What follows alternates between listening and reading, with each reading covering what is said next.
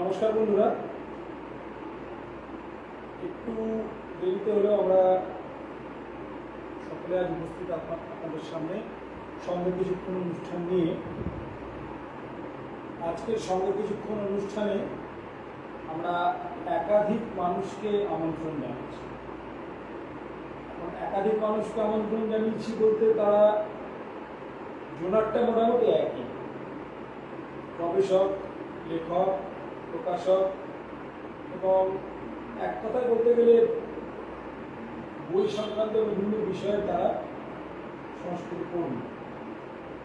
আজকে যে আলোচনাটা আমরা দিতে চাইছি,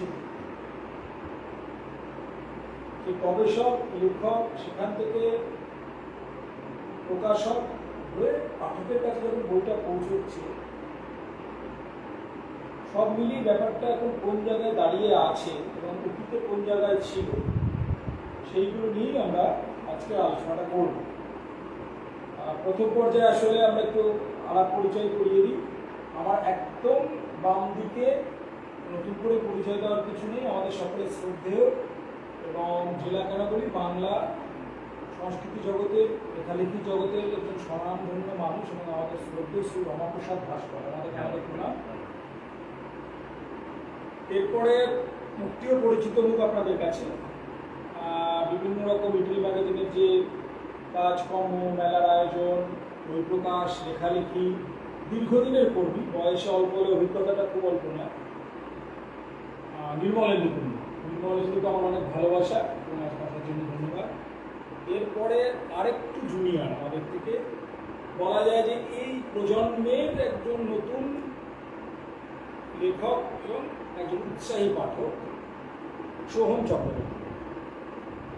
সোহমকে আমাদের অনুষ্ঠানে আসার জন্য ধন্যবাদ।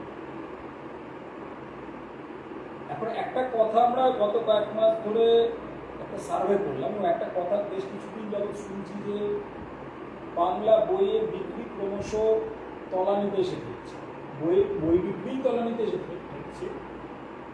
আর বাংলা বই যেহেতু একটি আঞ্চলিক ভাষা বাংলা, যদিও আমাদের পার্শ্ববর্তী দেশ বাংলাদেশের নিজস্ব ভাষা হচ্ছে বাংলা, কিন্তু পশ্চিমবাংলায় একটি রাজ্যের ভাষা, মূলত আসাম, ত্রিপুরা বা অন্যান্য জায়গায় হয়তো প্রবাসী বাঙালি বা কিছু জায়গায় আছে,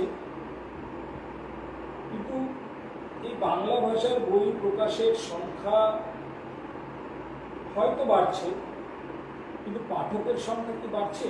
প্রথম প্রশ্নটা আমি নিয়ে যাই। বই প্রকাশ করছে নির্মলেন্দু, বেশ কিছুদিন যাবৎ ওর সঙ্গে আমিও কিছু কাজ করেছি।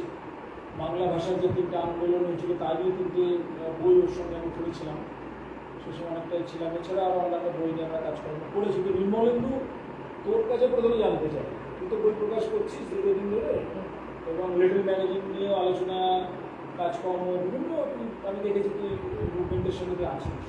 তোর মতামতটা কী বাংলা বই নিয়ে, বিক্রি নিয়ে? একটা কথা প্রায়শই বলা হয় যে বাংলা বই নাকি পাঠক কমছে, কিন্তু একটা জিনিস আমাদের মাথায় রাখতে হবে যে যদি চাহিদা না থাকে তাহলে বাজারে সেই জিনিসটা জোগানো কিন্তু কমে যাওয়ার কথা। অথচ প্রতি বছর বইমেলা হয়, এবং এখন শুধু কলকাতা বইমেলা নয়, বিভিন্ন শহরে গ্রামে বইমেলা হচ্ছে। শুধু বইমেলাও বলতে পারে, লিটল ম্যাগাজিন মেলা হচ্ছে, সেখানে বিভিন্ন রকমের বই প্রকাশিত হচ্ছে। যদি আমরা কেউ বলি যে থ্রিলার ধরনের বই, ভৌতিক বই বেশি বিক্রি হচ্ছে, এটাও ঠিক। তার পাশাপাশি এমন অনেক বই বিক্রি হচ্ছে যেগুলো প্রচলিত ধারণার বাইরে, অফবিট বই। এবার সেই বইগুলো কেন প্রকাশিত হচ্ছে? প্রকাশক হিসেবে একজন মানুষ কেন প্রকাশ করছে? কারণ তার একটা চাহিদা আছে। তাহলে একজন পাঠক আছেন বলেই প্রকাশক সেই রিস্কটা নিতে পারছে যে আমি সেই বইটা বিক্রি করবো বা প্রকাশ করবো। সুতরাং আমার মতে বই তার পাঠক হারায়নি, পাঠক আছে, হ্যাঁ, হয়তো পড়ার মাধ্যম পাল্টেছে। আমি নিজের কথা বলতে পারি, আমি গত কয়েকদিনে অনেকগুলো বই কিনেছি পড়ার জন্য, এখনো পড়া হয়ে ওঠেনি। তার মানে কিছু আমি পড়বো না, ভবিষ্যতে অবশ্যই পড়বো। বই হচ্ছে একটা দীর্ঘদিনের সম্পদ। এমন না যে আমি আজকে কিনলাম, কালকে পড়বো, পরশু দিন বিক্রি করে দেবো মোবাইল। বই আমার কাছে সম্পদের মতো। বই তার পাঠক এখনো আছে, এবং তার জন্যই আমরা এখনো প্রকাশ করছি, এবং আশা করছি পাঠক থাকবে, যাদেরকে আমার লয়াল পাঠক বলবে। অর্থাৎ মানে তোর কথা অনুযায়ী যে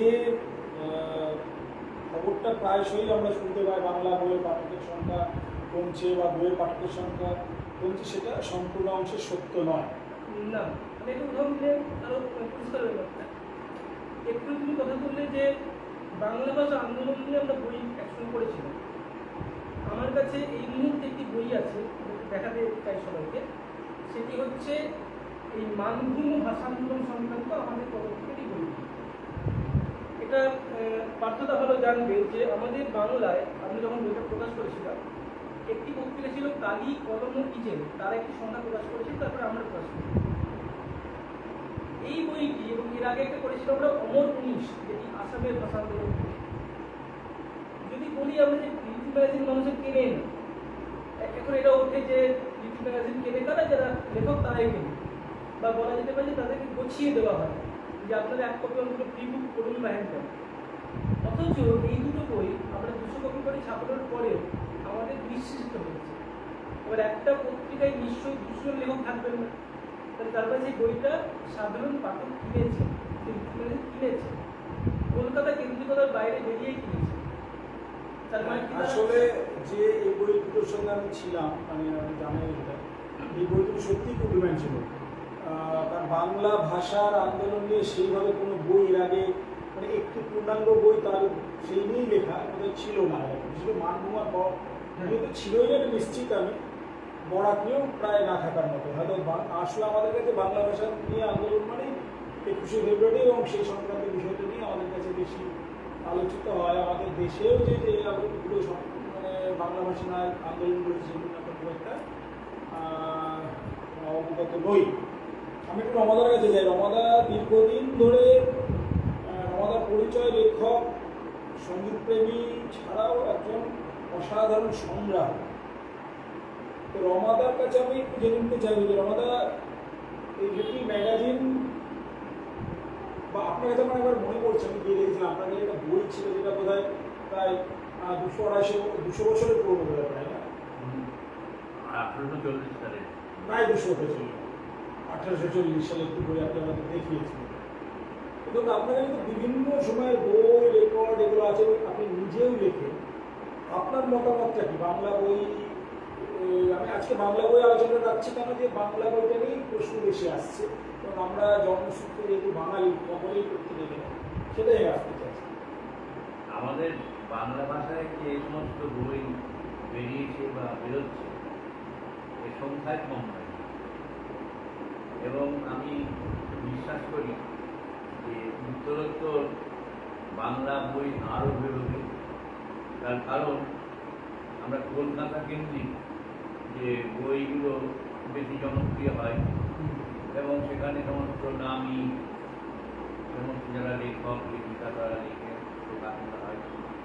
কিন্তু এখন দেখা যাচ্ছে যে বিভিন্ন অঞ্চলে আঞ্চলিক যে লেখা বা সেই অঞ্চলেরকে তুলে ধরার জন্যে এই ধরনের লেখা কিন্তু এখন কদর বেড়েছে এবং আমাদের যে বাংলাকে যদি জানতে হয় তাহলে সব অঞ্চলের যে ভাষা কৃষ্টি সংস্কৃতি ইতিহাস এগুলো কিন্তু এই আমরা বইয়ের মধ্যেই পাচ্ছি, যার বিকল্প নেই। কাজেই এই উত্তরোত্তর এই বাংলা বইয়ের যে চাহিদা বাড়বে বলেই আমি বিশ্বাস করি। আমি একটু সোহমের কাছে, সোহম একদম এই প্রজন্ম, তো এই প্রজন্মের সম্বন্ধে বলা হয় যে তারা মোবাইল নির্ভরতা তাদের অনেক বেশি এবং বইমুখী তারা নন, বই কিনতে চায় না এবং তার কিছু কিছু যে প্রভাব দেখছি না তা অনেক, মানে আস্তে আস্তে বিভিন্ন স্টেশন থেকে বই দোকানগুলো ক্রমশ উঠে যাচ্ছে আমরা লক্ষ্য করছি। বড় স্টেশনে কোথাও বই দোকানটাকে তুলে দেওয়া হয়েছে। এছাড়া ট্রেনে আগে বই বিক্রি হতো, মানে আমার ছোটোবেলায় মনে আছে আমার বাবা ইন্দ্রজাল কমিক্স, আমার চিত্রকথা, আরও বিভিন্ন বই ট্রেনে প্রতিবার আসতেন যখন নিয়ে আসতেন। এখন সে দৃশ্য দেখাই যায় না। তুমি তো এই প্রজন্মের একজন পাঠক এবং লেখক, বইপ্রেমী মানুষ, তো তোমার দৃষ্টিভঙ্গিতে কি বলছে? প্রথমত আমার মনে হয় যে বই পড়া কমে যাচ্ছে, এটা সর্বাংশে সত্যি নয়। বই পড়া মানুষ কমিয়ে দিচ্ছিলেন নয়, তবে সময়ের অভিজ্ঞতা তো আমাদের মানতে হবে। একদিন যেমন আগে তালপাতার কবিতে লেখা হতো, আর যদি আমি মনে করি যে না আমি এখনো তালপাতার কবিতে লিখবো, সেটা নিশ্চয়ই সম্ভবপর হবে না। তাই যে প্রযুক্তি আমাদের সঙ্গে আসছে তাকে আমাদেরকে মানিয়ে নিতেই হবে, তার সঙ্গে আমাদেরকে চলতেই হবে, তাকে বাদ দিয়ে আমরা চলতে পারবো না। অনেক আমি ছেলে মেয়েকে দেখেছি যারা ফোন ট্যাবলেট বের করে কিন্তু বই পড়ছে, সুতরাং বই পড়ছে না সেটা বলা যায় না।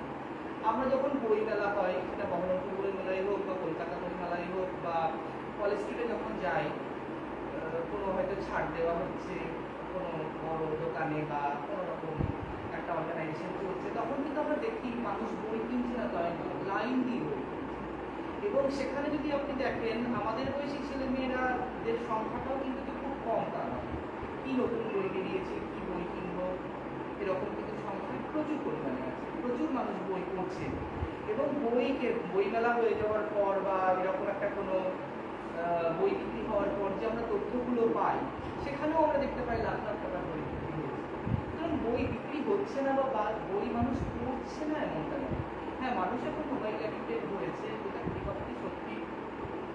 একটা বড় অংশের মানুষ সারাদিন ফোন দেখছেন, ফোন ঘাটছেন, তারা হয়তো বই থেকে খানিকটা বিচ্যুত হয়ে যাচ্ছে। একটা সময় আমরা মনে আছে টিভিতে যখন রামায়ণ মহাভারত দেখাতো বা আরও নানা রকম সাহিত্য ভিত্তিক সিনেমা সিরিয়াল দেখাতো, সেগুলো দেখার জন্য মানুষ, যাদের বাড়িতে টেলিভিশন ছিল 90-এর দশকে, মানুষ ঘর করে ভিড় করতে পারতো। কিন্তু আজ কি আছে, কজন আমরা টেলিভিশন দেখি? ম্যাক্সিমাম হয়তো আমরা খেলার খবরটা দেখি, অলিম্পিক দেখছি এখন, বা হয়তো ক্রিকেট হচ্ছে ক্রিকেট দেখছি, খবরপত্র দেখছি। আমরা সেই সিনেমা সিরিয়াল দেখি না, আমরা কিন্তু ফোনে দেখি বা ট্যাবে দেখি। তেমনি আমরা ফোনে বা ট্যাবে বই পড়ছি না, সেটা উপভোগ করছি এবং সময়ের সঙ্গে সঙ্গে আমাদের প্রযুক্তির সঙ্গে মানিয়ে নিতে হবে। এবার এখানে একটা প্রশ্ন আসতে পারে যে বই বিক্রি হচ্ছে কোন বইগুলো, বাংলা সাহিত্যের কোন বইগুলো বিক্রি হচ্ছে? হয়তো আমার একজন কোনো ছাত্রের জন্মদিন বা ছাত্রীর জন্মদিনে আমি যাব, আমি বেশিরভাগ মানুষকে বই উপহার দিতে ভালোবাসি। আজ পর্যন্ত আমি যতজন উপহার দিয়েছি 99% ক্ষেত্রে বই উপহার দিয়েছি। এবার তাকে উপহার দিতে গেলে আমি কোন বই দিচ্ছি? তাকে উপহার দিতে গেলে প্রথমেই হয়তো আমার রবীন্দ্রনাথ ঠাকুরের একটা গীতানে হাত চলে যাচ্ছে, কিংবা শরৎচন্দ্র চট্টোপাধ্যায়ের একটা বই হাত চলে যাচ্ছে, কিংবা বঙ্কিমচন্দ্র চট্টোপাধ্যায়ের উপন্যাসে হাত চলে যাচ্ছে, কিংবা বিভূতিবাবু। আমরা এখনকার ছেলে মেয়ে, এখনকার যারা সাহিত্য লিখছে তাদের বই কতটা কিনছে, এখানে একটা প্রশ্ন আসছে। কিন্তু বই বিক্রি হচ্ছে না বা বই মানুষ পড়ছে না, এটা সবটুকু আমি কিন্তু মেনে নিতে পারছি। আসলে বর্তমানে যে ডাটা বা যে বই দোকানগুলো বন্ধ দেখা, যেমন আগে দেশের দোকানে গেলে, দোকানে গেলে আমাদের মনে হয় 15-র পর দাঁড়িয়ে বই লাইন নিয়ে নিতে, আজকে সেই দৃশ্যটা আমি যদি নিয়মিত কলেজ থেকে যাই কম দেখছি। আর একটা যেটা লক্ষ্য করছি যে হ্যাঁ কবিতার বই এই বই প্রচুর বেরোচ্ছে, সে হয়তো নিজের লেখাটা দেখলে বেরিয়েছে কিনা, তারপর অন্য পাঠকদের অন্য লেখকদের লেখা পড়ছে তো সেখানে সন্দেহ থেকে যাচ্ছে। তবে এক ধরনের বইয়ের দিকে বিক্রিটা আছে এখন, সেটি গবেষণামূলক বই। গবেষণামূলক বইয়ে লোকে কিন্তু একটা চাহিদা আছে এখন, সেটা যতটা না জানার জন্য তার থেকে বেশি একাডেমিক একটা প্রয়োজনীয়তা থেকে, আর একটা পাতি অর্থে বলা আছে না এগুলো কিনে গেলে এখান থেকে আবার দেখে দেখে অনেক কিছু তারা তৈরি করতে পারে লেখা, সেই জন্য তারা। তো রমাদা, আপনি ধরুন বিভিন্ন ধরনের গবেষণামূলক বই বার করেছেন। আপনি মুর্শিদাবাদের গান বাজনার উপর, তার ইতিহাসের উপর, বৈষ্ণবদের ইতিহাস ঐতিহ্যের উপর, তাদের যে উপর সম্প্রদায় আছে তাদের উপর, এরকম বিভিন্ন ধরনের বই আপনি করেছেন এবং এখনও লেখাও অনেক এই ধরনের করেছেন। তো আপনার কাছে সব থেকে বেশি আনন্দদায়ক কোন লেখাগুলো বা কোন ধরনের লেখা লিখতে আপনি ভালোবাসেন, পড়তে কোনগুলো ভালোবাসেন? আমি ইতিহাসমূলক লেখা লিখি এবং পড়তেও ভালো লাগে। এছাড়া বৈষ্ণব ধর্ম বা ধর্ম সংক্রান্ত বিষয়ে আমার ভালো লাগে। যেমন আমাদের এই মুর্শিদাবাদ অঞ্চলটা এটা বৈষ্ণব অধ্যুষিত অঞ্চল। এটা চৈতন্যদেবের পূর্ব থেকেই এই মুর্শিদাবাদ একটি বৈষ্ণব কেন্দ্র রূপে গড়ে ওঠে এবং চৈতন্যদেবের পরবর্তীকালে গৌড়ীয় বৈষ্ণব ধর্ম তার প্রচার এবং প্রসার হয়। আমাদের এখানে যদি আমরা দেখি যে বৈষ্ণব যারা কবি, যারা পদকর্তা, এই বেশিরভাগ পদকর্তায় কিন্তু উল্লেখযোগ্য পদকর্তা মুর্শিদাবাদ অঞ্চল। মনে রাখতে হবে যে মানে পঞ্চদশ শতাব্দীতে বা ষোড়শ শতাব্দীতে আমাদের মুর্শিদাবাদের যে এখনকার যে চৌহদ্দি তার চেয়ে অনেক বড় ছিল। মুর্শিদাবাদ নবাবী আমরাও দেখেছি মুর্শিদাবাদ চাকলা, এর মধ্যে নদিয়া, বীরভূম কিংবা বর্ধমান এবং মালদহ, এইসব এমনকি রাজশাহী, এইটাও একটা বিস্তৃত অঞ্চল জুড়ে এই মুর্শিদাবাদ এই চাকলাটা ছিল। কাজে এখানে আমরা যে সমস্ত পদকর্তার পাই, কৃষ্ণদাস কবিরাজ যেমন তার মধ্যে আসেন, কিংবা শ্রীখণ্ডের যারা বৈষ্ণব তারা যেমন আসেন, তেমনি গোবিন্দ দাস, জ্ঞানদাস, বলরাম দাস, এই যে মানে প্রতিষ্ঠিত যে বৈষ্ণব যারা কবি তারা সবাই কিন্তু মুর্শিদাবাদে। এবং আর একটা হচ্ছে কি যে চৈতন্যদেবও আমাদের এই মুর্শিদাবাদে এসেছিলেন এবং তার বিভিন্ন ক্ষেত্র অনেকে নানান জায়গা বলেন। তবে এই চৈতন্যদেবের পদধূলি ধন্য এখানে বৈষ্ণব যে প্রভাব এবং তার ফলে পরবর্তীকালে একটা বৈষ্ণব ধর্মের অন্যতম কেন্দ্র হয়। এখানে অনেকগুলো শ্রীপাঠ এখানে গড়ে ওঠে যেখান থেকে, এবং আমরা দেখেছি যেমন নরোত্তম ঠাকুর, শ্রীনিবাস আচার্য, এরা কিন্তু মুর্শিদাবাদকেই কেন্দ্র করে এই বৈষ্ণব যে ধর্মের প্রচার এবং প্রসার করে। কাজেই আমাদের বৈষ্ণব ঐতিহ্য বা তার ইতিহাস অত্যন্ত সুপ্রাচীন। এর বিভিন্ন দিক আছে, যেমন সাহিত্যের ক্ষেত্র আছে কিংবা তার দর্শন আছে, এবং এই বৈষ্ণব ধর্মের মধ্যে আবার বিভিন্ন উপসম্প্রদায় গড়ে ওঠে, যেগুলো হচ্ছে কিন্তু চৈতন্যদেবের সমসাময়িক কাল থেকেই হয়েছে। যে এরা গুরুবাদ এবং এই তন্ত্র চর্চা, এই তন্ত্র চর্চা মূলত প্রাচীন একটি ভারতীয় চর্চা ভাবনা। এটা যেমন আমাদের শাক্ত ধর্মে আছে। মানে আপনি বলতে চান যে মুর্শিদাবাদের কবি সাহিত্যিক এরকম চর্চা সংস্কৃতি একটা আদি এবং এই এমন নয় যে আজকের ডেটে এসে মানে লিটিল ম্যাগাজিন নিয়েও তো আমি শুনেছি মুর্শিদাবাদের একটা বড় ইতিহাস। আর একটা কি মুর্শিদাবাদের যে প্রাচীন আমরা যে বলছি সাহিত্য চর্চা, যে এর উপরে যে আমাদের যেমন 1907 সালে যে প্রথম বঙ্গীয় সাহিত্য সম্মেলন হয় যে কাশিমবাজার রাজবাড়িতে রবীন্দ্রনাথের সভাপতিত্বে, সেখানেও কিন্তু এই বৈষ্ণব যে সাহিত্য চর্চা এর ওপরে এক বিস্তৃত প্রবন্ধ নিখিলনাথ রায় পাঠ করে।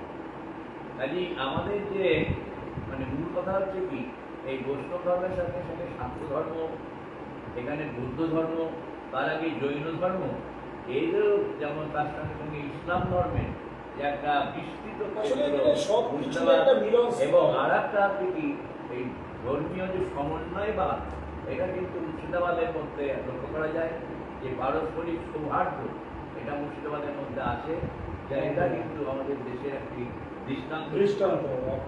তো আমি সৌমের কথা এলো যে পড়া কমেনি, হয়তো প্রিন্টেড বই ছেড়ে দিয়ে ট্যাব বিভিন্ন জিনিস পড়ছি। আমি যেটা নির্মলেন্দুকে জানতে চাই যে তুই তো ধর দীর্ঘদিন ধরে পত্রিকা বিভিন্ন পত্রিকার সঙ্গে যুক্ত, তো পাশাপাশি কি এখন বিভিন্ন রকম ম্যাগাজিন বা এই ধরনের জিনিসগুলো কি তোরা ভাবনা চিন্তা করছিস যে পাঠকের সংখ্যা মানে নতুন ধরনের পাঠকের কাছে পৌঁছানোর জন্য ভাবনা চিন্তা কি করছিস? অবশ্যই যেটা বললাম যে আমি দেখতে হবে যে পাঠক কি চাইছে, হ্যাঁ, পাঠক বই চাইছে, কোন ফর্মে যেটা দেখতে হবে। এই এবার একটুকে মহাবাবু বলছিলেন যে মুর্শিদাবাদে বৈষ্ণব ঐতিহ্য, এটা আমার খুব গর্বের বিষয় যে আমাদের পদক্ষেপ প্রকাশনী থেকেই ওনার এই বইটা বেরোচ্ছে এবং আশা করবো সেটাও সাধারণ পাঠকের ভালো লাগবে।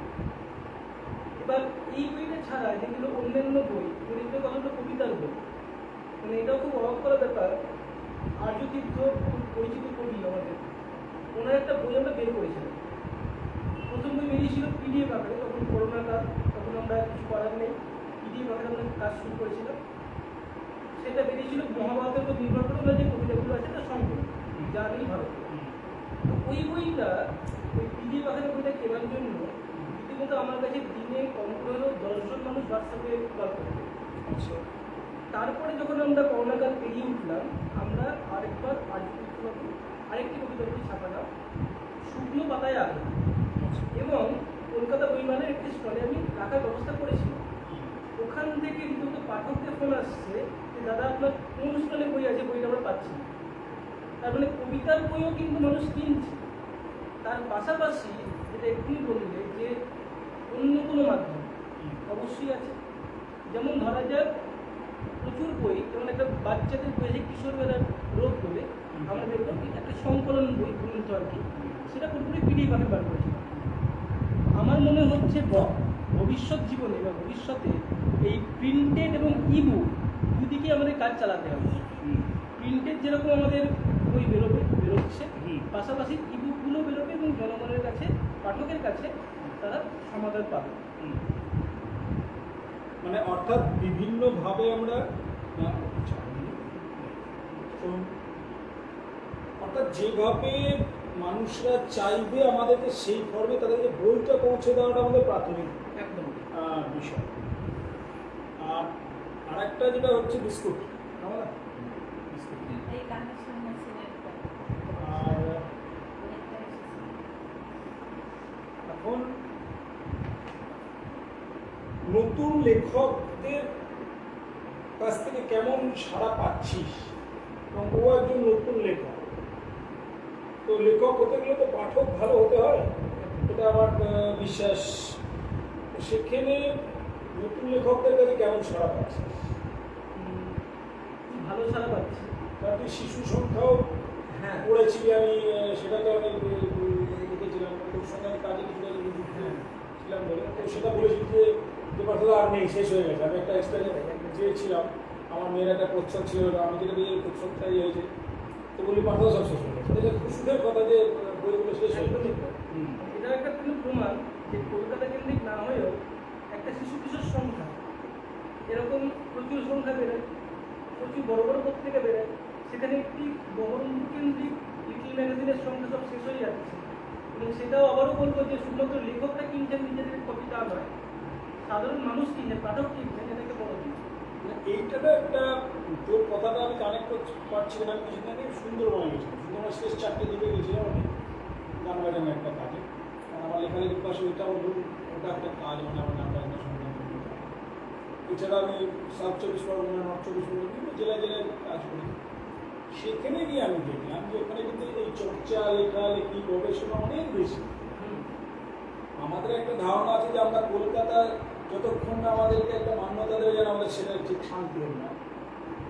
কিন্তু রমাদাই আমাদের সামনে একটা প্রতিষ্ঠিত উদাহরণ যে রমাদা এখানে বসে যে পরিমাণ কাজ করে যাচ্ছেন। এখন কলকাতার নটুবাবুরা কি রমাদা যিনি করে আমাদের হাতিবাগানে কি আমরা পাড়ায় ওনার বাড়ি গেছি শুধু যিনি সংগ্রাহক আচ্ছা, নকুবাবু বা আমাদের সুধাংশুবাবু এরা আছেন। পাশাপাশি আপনাদের দারুণ কাজ করছেন এবং চুপচাপ নিজের মতন করে কাজ করে যে একটা মুর্শিদাবাদের পুরো বিষয়টাকে রক্ষা করেছেন এবং আপনার কাছে আমি একটু জানা যায় নতুন ছেলেরা কেমন আসে আপনার কাছে? আসলে এইগুলো চর্চা করলে তখন আগ্রহটা পাবে। আমাদের যদি এই চর্চার একটু প্রসার করা যায় তাহলে আরও ছেলেরা কিন্তু এগিয়ে আসবে। এখন প্রসার তো হঠাৎ হবে না। এই আমাদের প্রথম থেকেই এই বিদ্যালয়ে যে আমাদের যে দেশ সমাজ এটা কিন্তু আমাদের পাঠ্যক্রমের মধ্যেও আছে, কিন্তু সেটা কিন্তু ওই কাগজে কলমে প্রকৃত যে বাস্তবভাবে, যেমন এর আগেও পাঠ্যক্রমের মধ্যে ছিল যে স্থানীয় যারা এরকম আমাদের উৎসাহ দিতে পারেন এরকম চরিত্র সম্পর্কে নিজেরা গিয়ে তথ্যানুসন্ধান করে, এইরকম প্রবণতা যদি আরো বাড়ানো যায় তাহলে আমার মনে হয় যে এই আগ্রহী যারা শিক্ষার্থী তারা তাদের মধ্যে এই জানার যে আগ্রহ আকাঙ্ক্ষা এটা বাড়বে এবং আমাদের এই ঐতিহ্য তারাই কিন্তু রক্ষা করবে। এখনো যে নেই তা না, এখনো আছেন। এই যে আমরা যে এখানে আলোচনায় আমরা সমবেত হয়েছি এটা তারই তো লক্ষ্য। আসলে হ্যাঁ, আমি ওটাই চাইছি যে এই বই নিয়ে আলোচনা হোক, বিভিন্ন প্রসার হোক, তখনই কিন্তু এই উৎসাহ যদি সঞ্চারিত হয় তখনই আমাদের এই সাহিত্যের যে ধারা এটা অম্লান থাকে। কলকাতাতেও আমরা এভাবে করছি এবং সেখানে ভালো সাড়া পাচ্ছি, যারা পাঠে তাদের প্রোডাক্ট এখানে একটা জিনিস আমি অ্যাড করতে চাইছি, যেটা বললেন এখন আমাদের বিভিন্ন হাই স্কুল প্রজেক্ট দেওয়া হচ্ছে। তো একটি স্কুলে এরকম প্রজেক্ট দেওয়া হয়েছিল যে তোমার স্থানীয় এলাকার বিতর্কিত মানুষ তার সাক্ষাৎকার নিয়ে এসে। তো আমার এক ছাত্র বা ছাত্রী বলেছিল যে স্যার আমরা তার কাছে কি নেব, আপনার এই কিছু আছে, কোনো মেটেরিয়াল আছে আমরা ওটা নিয়ে কাজ করতে পারবো। তো ওনাকে করতে করতে আমি একটা বই দিয়েছিলাম, যেটা তুমি দেখেছো, যেটা আমাদেরই প্রায় 15 জন মানুষ সাথে নিয়েছে। বইটা দেখা বলতে পারো।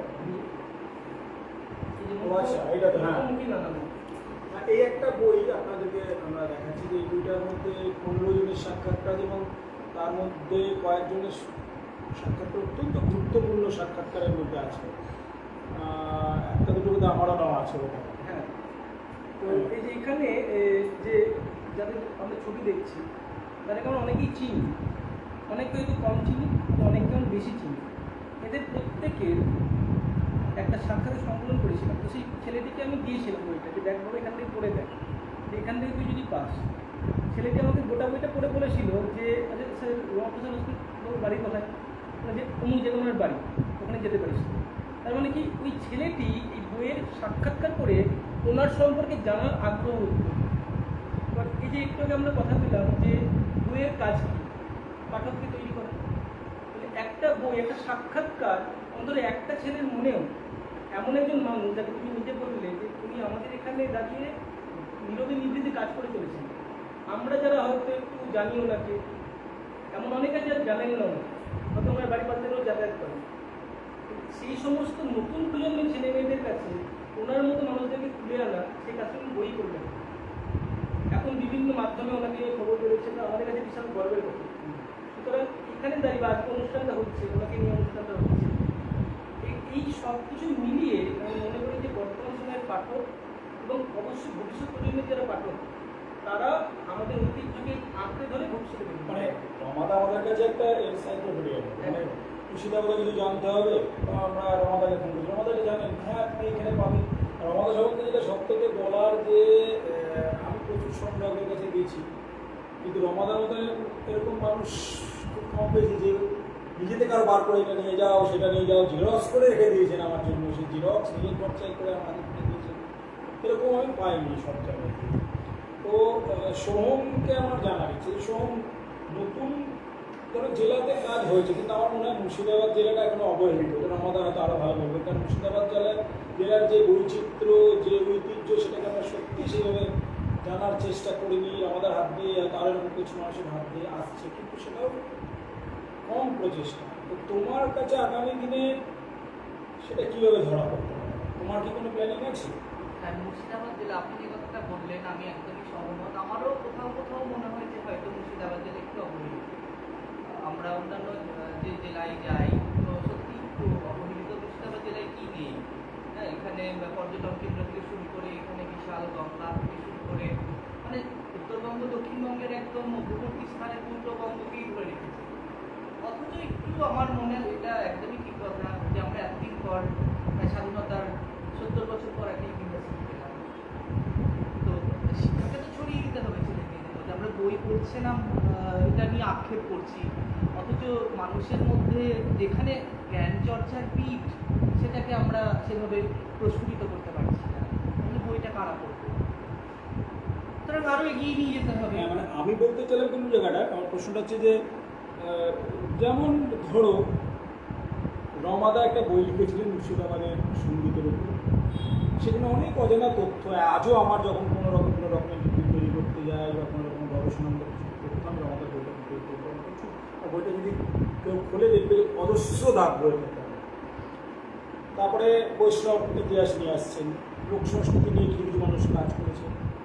কিন্তু আজকে পুরুলিয়াতে আমি নাচনি নিয়ে যখন ডকুমেন্টারি ফিল্ম করতে যাই, কাজ করি, তখন দেখি পুরুলিয়ার ছৌকে যেভাবে তারা তুলে ধরতে পেরেছে আন্তর্জাতিক স্তরে, আমাদের আলগাবকে কি গোলানকে কি আরও অন্য জিনিসকে আমরা কিন্তু সেভাবে তুলে ধরতে পারি।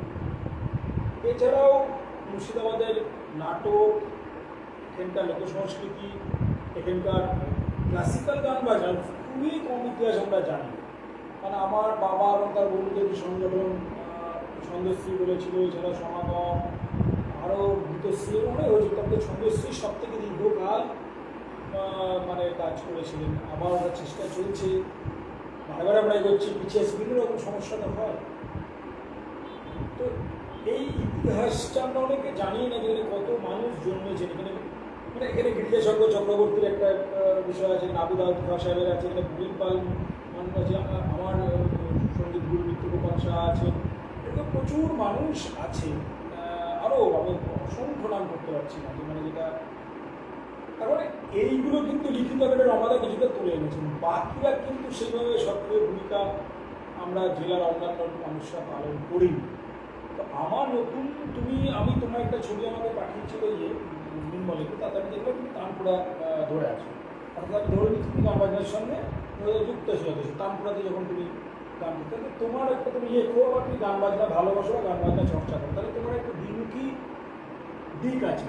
তাহলে আমি তোমার কাছে এক্সপেক্ট করতে পারি আগামী দিনে মুর্শিদাবাদের সাংগীতিক ইতিহাসগুলো রমাদাকে তুমি অগ্রজ রেখে তার কাজে বিভিন্ন সাজেশন নিয়ে তুমি চেষ্টা করবে, আমি তো সাথে। হ্যাঁ, আমি মূলত চেষ্টা করি, আমি যেটুকু লেখালেখি করি, গদ্যে লেখালেখি করি, একটু সামান্য বলি। তো আমি মূলত একজন ভ্রমণ প্রেমিক মানুষ। আমি বেড়াতে ভালোবাসি, বিভিন্ন ট্রেকিংয়ে যাই, বিভিন্ন রাজ্যে ঘুরি, সেখানকার সংস্কৃতি, সেখানকার খাদ্যাভ্যাস, সেখানকার মানুষদের আচার আচরণ সেগুলো তুলে আনার চেষ্টা করি।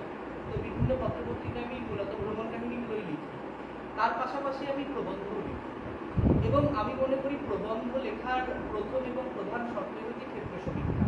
ঠিক আছে, আজকাল যে একটা খুব মানে আমি সমালোচনা করছি না, কিন্তু যে একটা ট্রেন্ড চোখে পড়ে যে হয়তো এখন প্রচুর মানুষ লিখছে, এবং আমরা শেষের কবিতায় পড়েছি যে ভালো যদি অতিরিক্ত হয়ে যায় সে ভালো আর ভালো থাকে না। তো একটা মানুষের একটা ট্রেন্ড হয়ে যাচ্ছে, একটা প্রবন্ধ লিখছে আমি ক্ষেত্র সমীক্ষা করছি, দুটো চারটে বই পড়ে আমি একটা প্রবন্ধ লিখে ফেললাম। তো সেটা তো ঠিক নয়। সামনে শারদীয়ায় আমার একটা প্রবন্ধ প্রকাশিত হয়েছে একটি পত্রিকায়, বাংলার বিভিন্ন জেলার মিষ্টিকে নিয়ে, বিভিন্ন জেলার যে মিষ্টি এবং তার বৈশিষ্ট্য, সেগুলো তার স্বাদ কেমন, সেগুলোর উদ্ভব কীভাবে হলো, কতদিন তার উদ্ভব হলো, রসগোল্লা কোথা থেকে এলো, মোহনপাড়া কোথা থেকে এলো। তো এই একটা প্রবন্ধ লেখার জন্য আমি অন্তত 3 বছর ক্ষেত্র সমীক্ষা করেছি। সেই জেলায় জেলায় গিয়েছি, কৃষ্ণনগরে অধরের দোকানে গিয়েছি, ওখানকার সরভাজা সরকারি তুমি কি সব জেলা মিলিয়ে করছো না? সব জেলা মিলিয়ে একটা আমাদের বিরাট হবে সেটা মানে হ্যাঁ সেই বিরাট হবে, কিন্তু বিশাল। সেটা একটা প্রবন্ধ আকারেই করছি। কিংবা যে পটচিত্র, বাংলার যে পটচিত্র প্রায় এখন হারিয়েই গিয়েছে, এবং বাংলার পটচিত্র যেটাকে আমরা পিলার, যেটা এখন বিক্রি করে আছে, আমরা পটচিত্রগুলো চালাতে দিই, সেটা এতটাই অপভ্রংশ রূপ যে সেটা ক্লাসিক্যাল তার মর্যাদা পায় না, সেটা একটা লুপ্ত কাঠ হয়ে গেছে। পাশেই আমরা ওড়িশাটা কিন্তু তাদের পটচিত্রকে ধরে রেখেছে। সেই পটচিত্রের ব্যাপারে জানবার জন্য চেষ্টা করেছি, বেলকুমারি সেমিনার হয়েছে, সেখানে ক্ষেত্র সমীক্ষার দরকার, পড়াশোনার দরকার। তিনি আপনি বলেছেন 1 পাতা লেখার জন্য 100 পাতা লেখক, তো আমাদের সেই পড়াশোনার জায়গাটা কিন্তু কমে যাচ্ছে। আমি যে প্রথমেই বললাম যে আমরা বই পড়ছি, কিনছি, কিন্তু আমরা এখন যারা লিখছেন তাদের কতটা কিনছি, সেই জায়গাটা মূল্যায়ন করার জায়গা কিন্তু আমার মনে হয় একটু আছে, যে আমরা এখন কতটা খেটে কাজ করছি, নাকি ভাবের ঘরে চলে যাচ্ছি। আসলে পটচিত্র নিয়ে বিষয়টা যে পটচিত্র লোকায়ত পটচিত্র আমাদের লোকায়ত চিত্র ব্যাপারটাই কিন্তু আমাদের হ্যাঁ, বেশি হ্যাঁ। এটা কিন্তু শহরে আর নয়। আমাদের এখানে আমাদের এখানকার কিন্তু লোকায়ত চিত্র পটচিত্র আমি কাজ করেছি দেখেছি, লোকায়ত চিত্রটাই কিন্তু বেশি। আচ্ছা আর একটা জিনিস আমি জানতে চাই যে লিটল ম্যাগাজিন নিয়ে এখন একটা কি বলবো যে কমপ্লেনই বলি, কমপ্লেন আসে সবসময় যে মাথায় ইটের বালিশ দিয়ে শোয়ার মতন মোটা মোটা লিটল ম্যাগাজিন হচ্ছে এবং সেগুলোর দাম 800, 900, 700 টাকা হচ্ছে।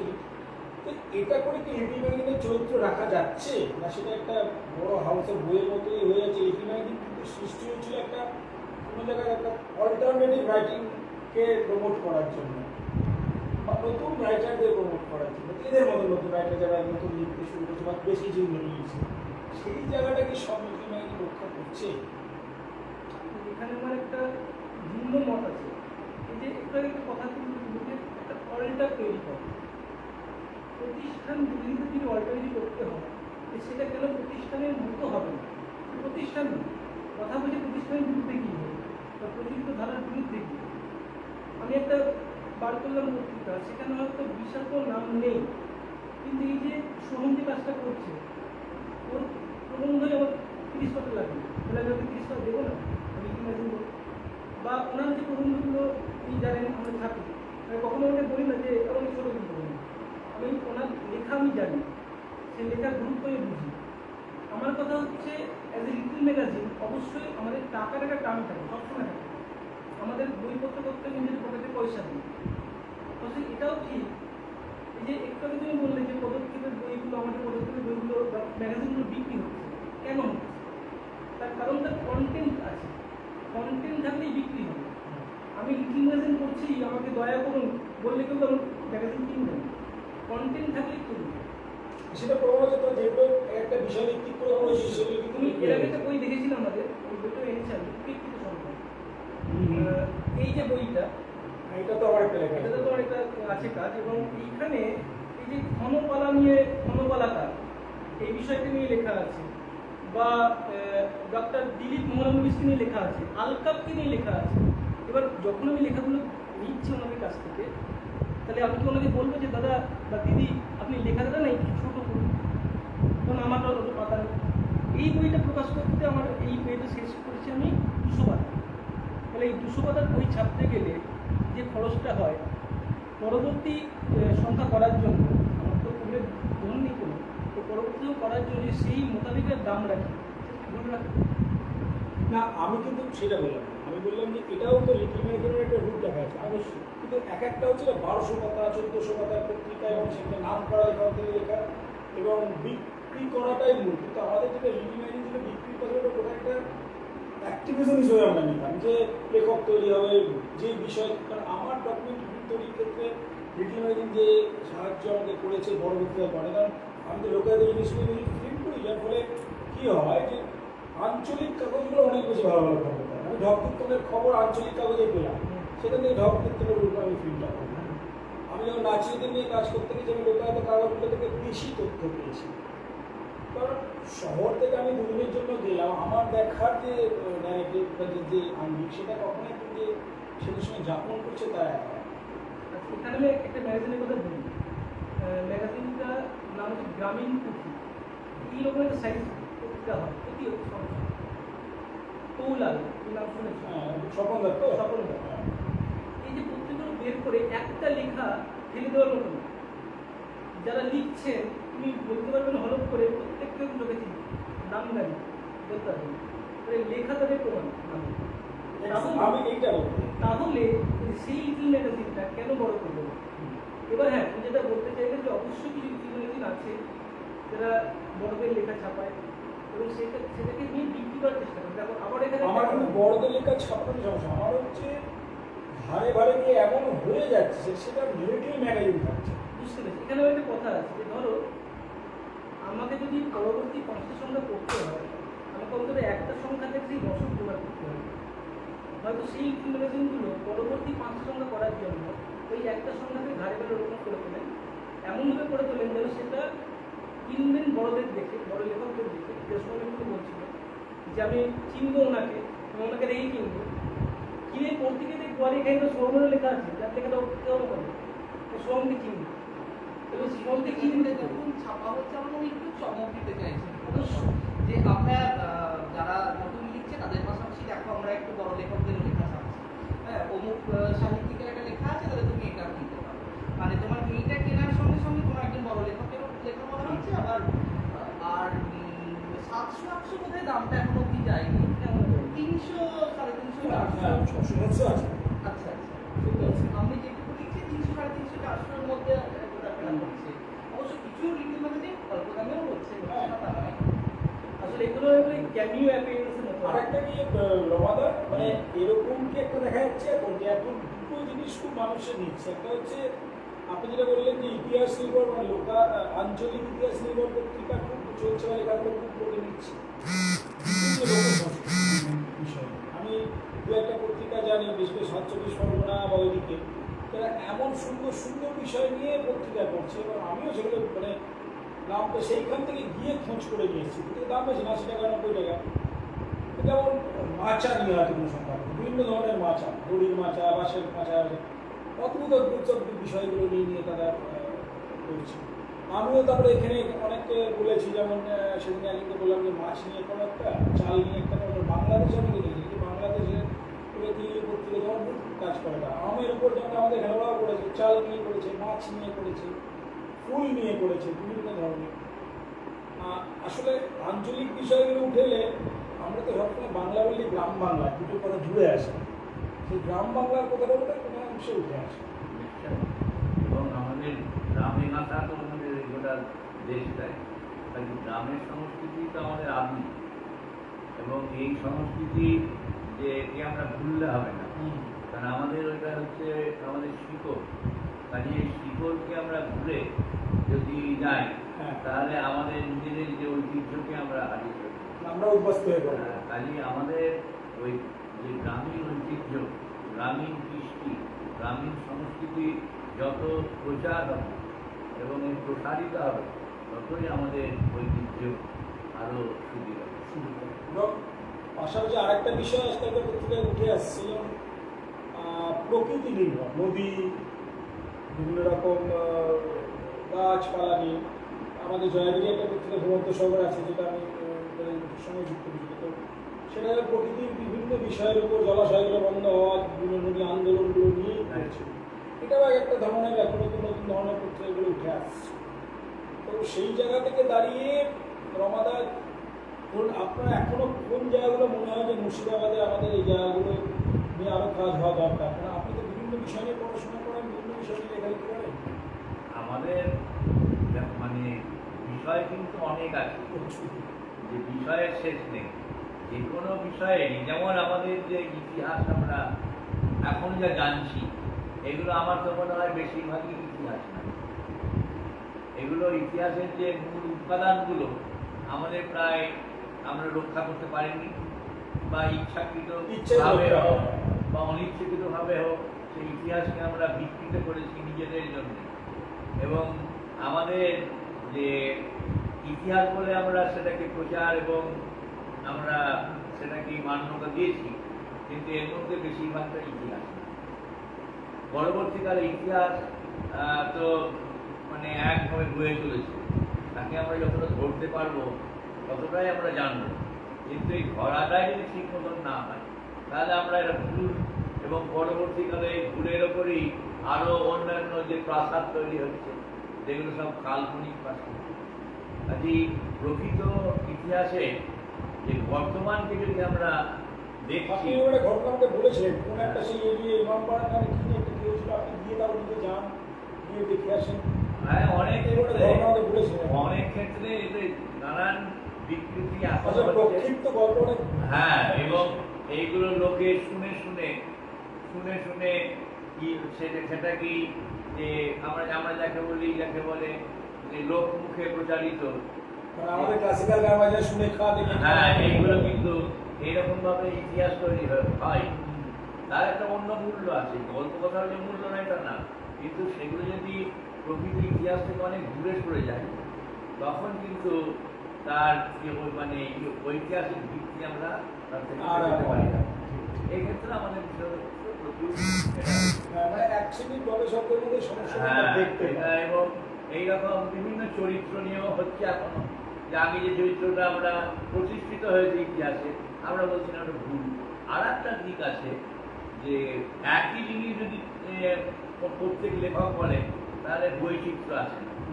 নিজেকে প্রতিষ্ঠিত করার জন্য বিরুদ্ধ পথটা নিলে সহজে লোকে হ্যাঁ তখন সেটা প্রচার হয়, এবং এই জিনিসটাও কিন্তু বড় বড় ঐতিহাসিকদের মধ্যেও দেখা যায়। তারা জানেন না, তারা জানেন, কিন্তু ইচ্ছাকৃতভাবে এই যে একটা আলোড়ন তোলা তার মধ্যে দিয়ে তার নামকে আরো প্রসারিত করা, এটা কিন্তু এটাও লক্ষণীয়। এই প্রসঙ্গে যদি একটা কথা বলি, যে যারা আমরা বাইরের মানুষজন মানে অন্য জেলার মানুষজন যারা মুর্শিদাবাদে আসছে, মুর্শিদাবাদ মানে একটা টিপিক্যাল ধারণা শুধুমাত্র হাজারদুয়ারি, মতিঝিল কিংবা অরিজিৎ সিং কিংবা হয়তো কাঁকড়া মসজিদ, এইটুকুর বাইরে আমরা কিন্তু বেরোতে পারছি না। মানে আমাদের মধ্যে জেলাবাসী তুমি যাদের নাম বলে এই ধারণাটা কিন্তু এখনকার জেনারেশন। হ্যাঁ এখনকার দিনে পুরোনোদের মধ্যেও আছে, বা মুর্শিদাবাদ মানে আমের বাগান এইটুকুই। কিন্তু মুর্শিদাবাদ মানে যে গঙ্গার আলিমগঞ্জে ওখানে আমাদের বড়নগরের রানীকুমারী চার বাংলা মন্দিরের যে স্থাপত্য আছে, যেমন বিষ্ণুপুরের থেকেও কোনো অংশে কম না। এখানে বিষ্ণুপুরও প্রায় আন্তর্জাতিক মানের একটা পর্যটন কেন্দ্রে পরিণত হয়েছে। সেখানে আমরা কিন্তু রানীভবানীর মন্দিরগুলো যেগুলো আছে, গঙ্গেশ্বর মন্দির, ভবানীশ্বর মন্দির, চার বাংলা মন্দির, সে জায়গায় পৌঁছতে পারি। আমাদের এই যে বাড়ির পাশে কর্ণসুবর্ণ আজ কটা পর্যটক আসেন, হাজারদুয়ারিতে যে পরিমাণ পর্যটক আসেন তার ঠিক 5 ভাগ পর্যটক কি আসে। এখানে সেই একই সমস্যা, আপনার তাহলে এটা কাজের সাথে গ্ল্যামার যুক্ত হবে। হাজারদুয়ারির সাথে গ্ল্যামার জুড়ে গেছে, কর্ণসুবর্ণের সঙ্গে গ্ল্যামার যুক্ত পারেনি আমরা। শহরের কথা পরিপ্রেক্ষিতেই মানে বলতে ইচ্ছে করছে, সেটা হচ্ছে যে তুমি জানো মুর্শিদাবাদ জেলায় ইতিহাস সংস্কৃতি একটা কেন্দ্র দীর্ঘদিন ধরে 2012 সাল থেকে কাজ শুরু করেছে, এবং কাজটাই হচ্ছে আমাদের ইতিহাসকে আবার মানুষের কাছে নিয়ে আসে, ইতিহাসকে জনমুখী করে। প্রতি বছর মুর্শিদাবাদ ইতিহাস উৎসব হয়, প্রতি বছর মুর্শিদাবাদ মুসলিম বই বেরোয়, সেখানে অনালোচিত এবং স্বল্প আলোচিত বিষয় আলোচনা হয়। ওইটা একমাত্র বই যেখানে ব্লগ ধরে ধরে অজয় কুমার ঘোষ উনি ব্লগ ধরে ধরে কোথায় কোন মূর্তি আছে, কোন প্রত্নতাত্ত্বিক ক্ষেত্র করেছেন, এই সংস্থা শুধু যে বই বার করছে তাই নয়, তার পাশাপাশি যেটা তুমি শ্রমণ বলল, এই যে বড়নগরের মন্দির তার সংরক্ষণের জন্য এই সংস্থা কাজ করেছে, এবং রীতিমতো চিঠি চালাচালি হয়েছে, এবং বর্তমানে ISI পর্যন্ত কথা চলে গেছে এবং তারা করছে কাজ। রত্নেশ্বর ভট্টাচার্য রমাপ্রসাদ বাবু আছেন এখানে, আমি কাজ করেছি বলতে খুব লজ্জা লাগছে, কিন্তু তবুও মানে স্যারের সামনে পাহাড়ের সামনে আমরা একটা ছোট টিলা বা একটা সামান্য ধূলিকণা হয়ে কাজ করেছি, এটা বলাটাই লজ্জার। তবু আজকের অনুষ্ঠানে আমরা সমাজে এমনি কথাটা বলছি। কৌতূহলী আর যে কোনো উদ্যোগী সেটা সেটারই একটা ওই যে এটার কথা বললো, ইতিহাস চর্চার শুরুটা আমাদেরই হাত ধরে 2012 সালে 24 ফেব্রুয়ারি বুঝতে পারবে 26 সময়। আপনাদের প্রথম 5-6 বছর তো খুবই সক্রিয় ছিল, তারপর কলকাতার রাস্তা হয়ে যাতে এখন আমরা অত পারি না, তবু মানসিকভাবে আছে। আরেকটা জিনিস হচ্ছে আমাদের জেলার একজন খুব কৃতি মানুষ রমাদা, খুব ভালো জানেন, রমাদার সঙ্গে এখনও নিয়মিত যোগাযোগ ছিল, সুমন চন্দ্রের মন্দির। তো তার সঙ্গে আমারও খুব ভালো সম্পর্ক, আমাদের প্রচুর বই দিয়েছেন তার, সেই বইগুলো আমার কাছে সম্পদের মতন থেকে বাইরে দীর্ঘদিনই পাওয়া যায়। তো উনি খুব আক্ষেপ করেছিলেন যে আমরা বিভিন্ন ক্যারেক্টার সম্বন্ধে ঐতিহাসিক চরিত্রগুলো সম্বন্ধে আমাদের ধারণা ঘুরে বেড়াচ্ছে, পরে আমি রমাদার সঙ্গে কথা বলি, রমাদাও সেগুলোকে আবার বলেন হ্যাঁ এগুলো সত্যি অনেক কথাগুলি ঠিকঠাক হচ্ছে না। একটু যে রমাদা বললেন যে অনেক ঘটনাকে প্রক্ষিপ্ত করে দেওয়া। দ্বিতীয়ত হচ্ছে যে উনি আমাকে প্রথম বলেছেন, আচ্ছা সবাই যে বলে বাঙালি ব্যবসা করতে জানে না, প্রথম ব্যবসা 80,000 বলছে বাঙালি সেটা কারা বলছে, তো সত্যি তো তাই। এবং ওনার বন্দর কাশিম বাজার বলে আমি রিক্রুট করা, আমি কাউকে পারমিশন জানি, আমাকে পারমিশন দিয়েছিলেন, আমি এটা করেছি। দুর্ভাগ্য যে যে দুটি মুর্শিদাবাদের ইয়ং ছেলেকে আমি পড়ালাম তারা এত বাজে ব্যবহার করলো যে পরবর্তী ক্ষেত্রে ওনার খুব মনে কষ্ট হলো, আমারও খুব খারাপ লেগেছিল যে দুটি ইয়ং ছেলে তাদের পাবলিকেশন হাউস যাতে দাঁড়িয়ে যায় সেখানে বইটাকে ওই বই অনেকেই করতে চেয়েছিল, বন্দর কাশিম বাজারের বিভিন্ন কাজও আছে ঐতিহাসিক। তো এই জায়গায় দাঁড়িয়ে তুই প্রকাশক হিসাবে এই ধরনের পুরনো যে বইগুলো একসময় আলোড়ন করেছিল এখন অনেকেই দেখছি বই রিপ্রিন্ট করছে। আমার কাছেও নায়নাগণের এরকম 1000 বই তো আছে যেগুলো এখন পাওয়া যায়। তো সেরকম বইগুলো আগামী দিনে প্ল্যান আছে, যেন সব পত্রিকাকে বলি যে তোমরা ফিরে দেখা বলে একটা অংশ রাখো, সেখানে পত্রিকার অন্তত 2/10 বা 3/10 অংশ পুরনো লেখাগুলো রিপ্রিন্ট করো, লোকে একবার জানো কি ছিল। এবং তখনটা অলঙ্করণ সহ আমি রূপকথা নিয়ে এখন একটা সম্পর্ক করলে আমি দুদিনকে সেই সময়কার মানে ঠাকুমার ঝুলি বা ঠাকুরদের ঝুলির বাইরেও আরও যেসব ছিল সেগুলো জোগাড় করে আমি দিলাম না, কারণ আমার একটা সংগ্রহ আছে এইগুলো ছাড়া তখনটা অলঙ্করণ সহ। তো সেগুলো করলে ওরা মানুষ নিজের শেকড়টাকে যেটা রমাদা বলছেন পারবে না, শেকড়টাকে খুঁজে পাবে, সেই শেকড়টা তারা পাবে। ও যেমন পটচিত্র কথা বলে, পটচিত্র কথা নিয়ে হর্ষমল্লিকের একটা বই আছে অসাধারণ, বইটা এখন পাওয়া যায় না, মানে 40-45 বছর আমার এই বইটা আছে। এই যে বইগুলো আমি দেখেছি, মানে সেই ছবিগুলো দেখে এখন আমরা পটচিত্রের মধ্যে কালীঘাটের ওই 2-3 রকম আর এইগুলো এইটুকুর মধ্যে আমরা আটকে আছি। এবং সেটাও তো বিকৃত হয়ে গেছে, সেটাও যে একদম শুদ্ধ আছে তা নয়। শুদ্ধ সংস্কৃতি যেটা আমাদের বাংলার, সেটা কতটুকু শুদ্ধ আছে? আসলে শুদ্ধ বলতে কি, আমাদের কিন্তু মূল সংস্কৃতি বেসটাই আমাদের মানে যে আমাদের গ্রাম বাংলার সংস্কৃতিটা কিন্তু মূল সংস্কৃতি, সেইটা থেকে আমরা তো এখন এসে শহরমুখী হওয়ার চেষ্টা করছি। এই শহরমুখী হওয়ার চেষ্টা করছি বলে যাতে সবটাই আস্তে আস্তে পাল্টাচ্ছে, সেজন্য আমাদেরকে সেগুলো যারা গবেষক তাদেরকে খুঁজে বার করতে হবে, এগুলোকে ঘুরে নিয়ে আসতে হবে, মানুষকে সচেতন করতে হবে। পাশাপাশি আমার মনে হয় এই ধরনের অনুষ্ঠানগুলো খুব দরকার। এটা আমি ভেবেছি যে বিভিন্ন বইগুলোকে দেখানো, প্রমোট করা। আপনাদের কাছে অনুরোধ যে বা যে কোনো জাতিকে বলুন সে তার ভাষা সংস্কৃতির মাধ্যম দিয়েই কিন্তু সে তার ঐতিহ্যকে বাঁচিয়ে রাখে, তার নিজের সংকটকে কাটিয়ে ওঠে। সুতরাং ভাষা সংস্কৃতিকে বাঁচাতে গেলে তার সাহিত্য, তার অন্যান্য জিনিসগুলোর নাম চর্চা নিয়মিত না করি তাহলে সেটা কখনোই বাঁচবে না।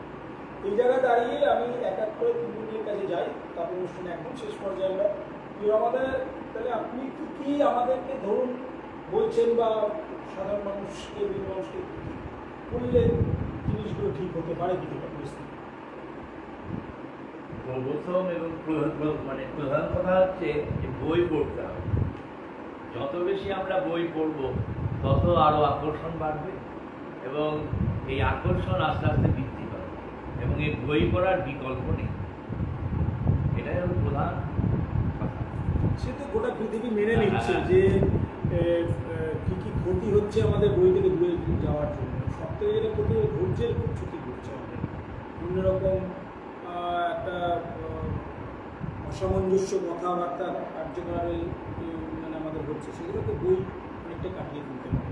নির্মলেন্দু, আমাদের মনে হয় যে বই পড়া খুব দরকার, মানে অথেন্টিক সোর্স হবে। আমরা এখন বড় বেশি হোয়াটসঅ্যাপ ইউনিভার্সিটি বিশ্বাস করি, একটা আনএডিটেড মানে একটা কিছু এলো দেখলাম মনে যে কী এলো বা কোথেকে এলো, আদৌ যেটা এলো সে সত্যি কিনা, মানে যেটা সোহম বললো না যে তথ্যসূত্র ঘাটার কাটার প্রয়োজন নেই। আমি সোহমেরটা করলাম মানে এবং তথ্যসূত্র হিসাবে আমি রমাদাকে বলবো, রমাদার সম্পূর্ণ লেখা মানে হচ্ছে যে আজকে প্রতিটা কোথা থেকে একদম থাকে একদম। মানে একজন এটা প্রকাশক হিসেবে মুজিনের একজন সামান্য কর্মী হিসেবে বলব, আমরা যারা এই প্রকাশনার কাজ করছি বা লিটল ম্যাগাজিন নিজের কাজ করছি আর কি, আমাদের একটা দায়িত্ব হচ্ছে, তুমি যদি একটু কথা বললে যে পুরোনো লেখাগুলো, পুরোনো বইগুলো যেগুলো এখন আর প্রিন্ট নেই, সেগুলোকে মানুষের কাছে নিয়ে আসা। অনেকে শুরু করেছে, শুরু করেছে অবশ্যই, সেগুলোকে নিয়ে আসা। এবং অবশ্যই আবারও বলবো, লিটল ম্যাগাজিন মানে ওই দিন আনা দিন খাওয়া ব্যাপার কিন্তু নয়। উইকলি ম্যাগাজিনকে মানুষের কাছে পৌঁছে দিতে হবে। মানুষ যদি আমার বইটা দেখে এরকম করে তোলেন তবেই তিনি কিন্তু ভেতরটা ফুলটা হ্যাঁ। যদি এরকম করে একটা পাতলা সাদা খাতা হয় দেখে চলে যাবে, ভেতরে কন্ট্রোলে দেখবেন না। তাহলে ওইটুকু খরচ অ্যাজ এ উইকলি ম্যাগাজিন কর্মী আমি চাইবো যে তারা করুক, যাতে মানুষের কাছে বইয়ের একটা মূল্য থাকে। তবেই মানুষ বই পড়বে এবং বই পড়লে যেটা বাবু বললেন আর কি, তবেই মানুষ জানতে পারে। মানে জানাটা খুব জরুরি। অবশ্যই তাই। সোহম, তোমার কি মনে হয় আগামী দিনে বইয়ের ক্ষেত্রে বইয়ের আরো কিভাবে জনপ্রিয় করা বই তো যায়? আমাদের আগামী দিনে তো বই আমাদের পড়তেই হবে। আমি যতই বলি না কেন যে ট্যাবে পড়ছি বা ল্যাপটপে পড়ছি, তো একটা লেখা যখন আমার কাগজে ছেপে বেরোবে, যখন আমি দেখবো সেই লেখাটার টাইটেল বা লেখাটা যখন পড়বো, তার মতো আনন্দ তো কিছু হয় না। নতুন বইয়ের গন্ধ নেওয়ার মতো আনন্দ আর কোনো কিছুতেই নেই। তো বই তো আমাদেরকে পড়তেই হবে। বইয়ের মতো সঙ্গী কেউই হয় না, বইয়ের মতো ভালো সঙ্গী নয়, শুধু ভালো সঙ্গী কেউই হয় না। এবং আমরা যত পড়াশোনা করবো তত নিজেরা ঋদ্ধ হব, তত আলো ছড়িয়ে পড়বে। এবং যখন আমরা লেখালেখির ক্ষেত্রে যাব, বই পড়াটা খুবই জরুরি। একদম। আসলে যেটা আলোচনার মাধ্যমে উঠে এলো যে বইকে বাঁচিয়ে রাখতে গেলে আমাদেরকে অগ্রণী হতে হবে। কারণ কয়েকটা আমি ভেবে, যেমন প্রত্যেকে বই উপহার দিন, যখনই যেখানে যাবেন বই উপহার দিন এবং পড়তে উৎসাহিত করুন। দ্বিতীয়ত হচ্ছে আমাদের কিন্তু বাংলা বইয়ের সাহিত্যের ভাণ্ডার খুব কম নয়, সে শিশু সাহিত্যই বলুন যাই বলুন। এই আমরা গত দুদিন আবল তাবলের কর্মশালা করলাম, তো সেখানে সুকুমার রায় পড়তে গেলে এখন এতদিন পরেও কি একটা অমোঘ আকর্ষণ যেন তার মধ্যে আছে। বাংলা সাহিত্যের প্রতি আমার ভালোবাসা কিন্তু প্রথম শুরু হয় ক্লাস 4-এ উপেন্দ্র কিশোর রচনাবলীর হাত থেকে। ক্লাস 4-এ যখন উঠলাম, আমার বাবা আমাকে উপেন্দ্র কিশোর রচনাবলী কিনে দিয়েছিলেন। তো সেই যে পড়তে শুরু করলাম, তারপর সুকুমার রায়, তারপর লীলা মজুমদার, তো মনে হলো এই ভাষাটা কিন্তু কোনো খেলনা ভাষা নয়। তার পরবর্তীতে আরও যখন পড়লাম বিভূতিভূষণ বন্দ্যোপাধ্যায়, কতবার যে পথের পাঁচালী করে কেঁদেছি তার হিসাব নাই। ক্লাস 8-এর টেক্সটে এখন পথের পাঁচালী আছে। এত সংকটের তো মধ্যে কিন্তু বাংলা ভাষা 6 নম্বর পথের পাঁচালী যখন ক্লাসে কি পড়ি, ক্লাস 8 মানে তো দুরন্ত ক্লাস, সবসময় তারা বদমাইশি করছে। কিন্তু পথের পাঁচালীর ক্লাসে গোটা ক্লাস শান্ত, তারা একটা কথা কেউ বলে না। তো আমাদের ভাষা, আমাদের সাহিত্যের এমনই মাধুর্য। এবার মানুষের কাছে সেটা পৌঁছে দিতে হবে যে তোমার সাহিত্য ভাণ্ডারে পথের পাঁচালীর মতো একটা লেখা আছে, তোমার সাহিত্য ভাণ্ডারে গণদেবতার মতো একটা লেখা আছে, কিংবা লীলা মজুমদারের এই লেখাগুলো আছে, কিংবা হজবরলার মতো একটা লেখা আছে। এইটা আমাদের এই প্রজন্মের ছেলেমেয়েদের কাছে পৌঁছে দিতে হবে, সেই কাজটাও আমাদেরকে করতে হবে। গ্রাম বাংলায় এক্ষুনি রমাদা তখন অনুষ্ঠান শুনে আমাদের সঙ্গে এই যে পরিচয় করিয়ে দেওয়া, রস পাই, অজিত দাস নিয়ে কথা হচ্ছে, রমাদাদের একটা বই নিয়ে কথা হচ্ছে, আমি পড়ছিলাম না, পুরো অন্য আঙ্গিকে লিখছেন মানুষটি। হ্যাঁ, তো এরকম অনেক গ্রাম বাংলায় অনেক মানুষ আছে যারা জ্যোৎস্নাময় ঘোষের রচনা বলে এখন পাওয়া যায় না, আমি অনেক কষ্টে দুটি জোগাড় করেছি। কি অসাধারণ লেখা, মানুষ আছেন। আমরা চেষ্টা করব, আর এদের হাত ধরে নতুন লেখক, নতুন পাঠক আরও তৈরি হোক। আমাদের সকলকেই ভাবনা চিন্তা করতে হবে এবং আমরা চেষ্টা করব বই নিয়ে প্রতি মাসের মধ্যে একটা দিন অনুষ্ঠান করা যায়। কথা শুনে আমার এটা হচ্ছে, আমরা যখন মা বাবা হয়েছে, আমাদের জন্য এটা যেন একটা কথা, এটা দেখেছি বইমেলা যখন হয়, অনেক বাচ্চা কিন্তু চায় বইয়ের দিকে যাবো, মা বাবা এটা করলে চলবে। আমি জানি আমার বাচ্চাকে আমি খাওয়াতে গেলে এখন মোবাইল দিতে হয় আমার, কিন্তু পাশাপাশি আমি যখন পড়তে বসি কোনো একটা বই নিয়ে, তো এসে বাবা কী করছে বলে আমি দেখি, মুখ দিয়ে দেখি। ওই অভ্যাস যদি আমি করিয়ে রাখতে পারি, ওগুলো একটু মুখটা দেখতে বইটা যেরকম পাতা ওলটা বুঝলো না কিছু, পাতা ওলটা, তাহলে সেটা হয়তো ভবিষ্যতে কাজে লাগবে। এটা আমরা বলছি পাঠক দরকার, ভবিষ্যতে পাঠক কী করে তৈরি হবে? পাঠ্য বই পড়তে শুধু পাঠক হবে না, পাঠ্যের বাইরে যে জগৎ সেটা পাঠকের আসল জগৎ। আসলে শুধু প্রয়োজনে পড়াশোনা করলে হবে না, ভালোবেসেই কিছু পড়াশোনা করতে হবে। সেই জায়গাটাই পাঠ্য বইয়ের বাইরের ভূমিকা, যেটা দিয়ে আলোচনা শুরু হয়েছিল সেখানেই আবার ফিরে আসি। সেটা হচ্ছে লেখক, গবেষক, প্রকাশক এবং পাঠক, এই সবাই যদি এক সুরে না বাঁধা হয় তবে কিন্তু একটা বই তার পূর্ণতা পাবে। সুতরাং বইকে পূর্ণতা পেতে গেলে ভালো লেখক বা ভালো গবেষক লাগবে, পাশাপাশি একজন ভালো প্রকাশক যে খুব যত্ন নিয়ে সেই বইটি ছাপানোর বা প্রকাশ করার ব্যবস্থা করবে, 3 নম্বর হচ্ছে পাঠককে পড়ে নিয়ে গেলাম, যেটা ধরে ও দিয়ে যাচ্ছে আমি রেখে দিলাম না, পড়তে হবে। পড়ে তার যদি সত্যি ভালো লাগে তাহলে সেই প্রকাশককে সেই লেখককে আপনারা জানান, তাতে তিনি হয়তো তাকে আরও উৎসাহিত বোধ করবেন। আর প্রকাশকরা অনেকেই করেন যারা বই যেমন তেমন করে প্রকাশ করবেন। আমি সেটাও বলবো যে একটু আকর্ষণ, এবং যুগ তো পাল্টাচ্ছে এখন, আমরা এখন কেউ খুব আটকৌড় হয়ে থাকি না, সবাই ফিটফাট হয়ে থাকি, সুতরাং বইটাও যেন একটা ফিটফাট হয়। সুতরাং সেই জায়গা হলে তখন একটা বাচ্চা, যেটা বলে বাচ্চা যেটা নতুন করে যত কালারফুল বই আছে সব করে সে বইটাকে ধরে, অর্থাৎ প্রচ্ছদের ভূমিকাটা খুব গুরুত্বপূর্ণ। সুতরাং সেই জায়গাটা দাঁড়িয়ে আমরা চেষ্টা করি যে পত্রিকার প্রচ্ছদগুলো খুব আকর্ষণীয় হোক, লেখাও আকর্ষণীয় হোক, এবং সকলে মিলে আমরা করে সেই জায়গাটা আসার চেষ্টা করি, এবং বাংলা বই বেঁচে থাকুক। কারণ বাংলা এত কিছুর পরেও বাংলা কিন্তু পৃথিবীর সর্বাপেক্ষা সুমিষ্ট ভাষা হিসাবে একটা মান্যতা পেয়েছে, এবং এখনও বোধহয় পৃথিবীর 6ষ্ঠ জনপ্রিয়, সব থেকে বোধহয় বেশি লোকের বলা ভাষা।